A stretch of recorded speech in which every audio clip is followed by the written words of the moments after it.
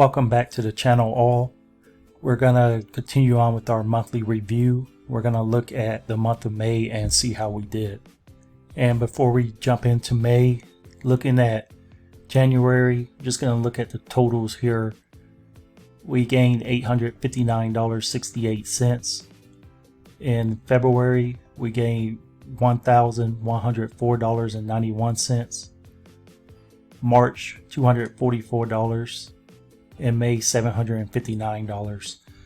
The thing about, total gain loss, this is actual realized. So that's probably why March looked a little bit lower. It could be like if those securities or whatever happened got bought in March but didn't get sold until April, it won't reflect in that month. So this is actual realized gain. So let's jump into May.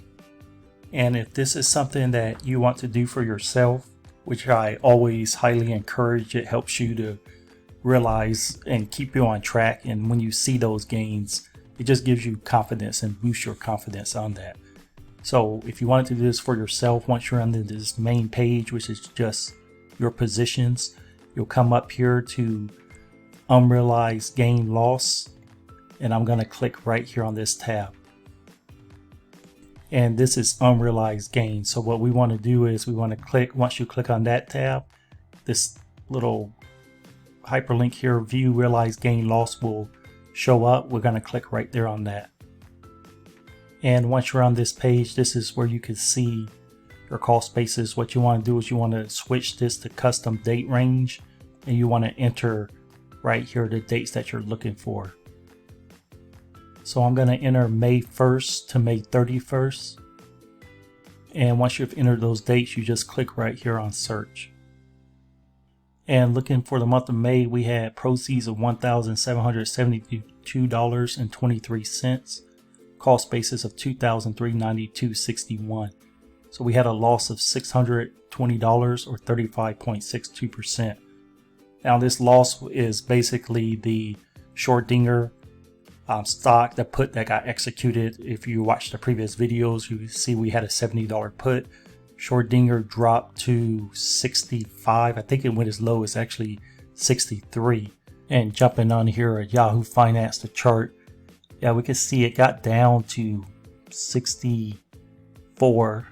The lowest is about 63, but it has climbed back up. So that will be reflected in next month. So we had proceeds of $1,772.23, cost basis $2392.61, $620.38 loss, 35% down. The account total, if we look at that, is currently sitting at $15,729.68. So $15,729.68. And it is June, so that's why if you actually look at this, it says we're 35% down, but we have recovered. If you look, there's not that much difference really from the last 3 months. So June, when June ends, and in July when we do June's review, we'll see this come back to normal. And we could see we're basically still averaging about 14% total on the account.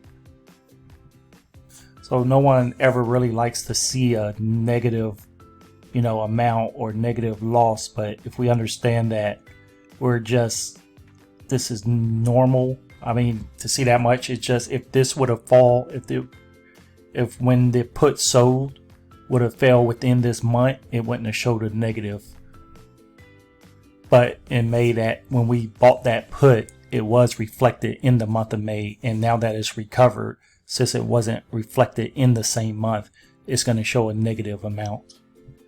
So this doesn't bother me at all. It's just, when you keep things the way Charles Schwab have it, and you keep it in perspective as far as realized and unrealized gain, you may see this every now and then, but we'll recover it next month because Schrodinger has already gotten back up into the 70s.